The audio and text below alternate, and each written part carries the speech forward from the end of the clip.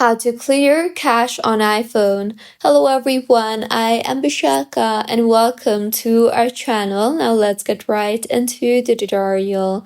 First things first, launch the settings application on your device and scroll down and tap on the apps option you see there and scroll down again and tap on Safari. Now, go ahead and scroll down and you will see the option for clear history and website data. Tap on it and then make sure to select all history option you see here and then confirm by tapping the clear history button.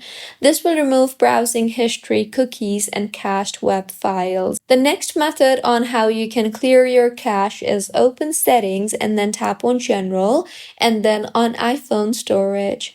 Further, go ahead and select any of the app that you think has a lot of cache in it and then tap on the offload app option. This will remove the app but keep your documents and data safe. Now reinstall the app, and the next method is simply you can go ahead and try to restart your iPhone, as a simple restart clears temporary system caches and refreshes background processes. So once you have restarted your iPhone, you can also go ahead and remove downloaded files from apps such as Spotify, Netflix, and YouTube. So simply open these apps and delete all downloads that you no longer need to recover storage space. Next, you can free up storage space on general again. So tap on settings and then on general and then on iPhone storage.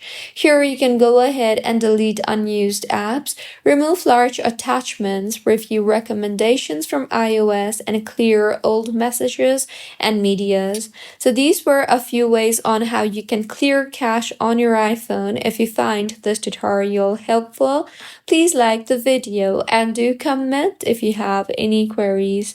Also, do subscribe to our channel for more helpful tutorials like this. See you on the next one.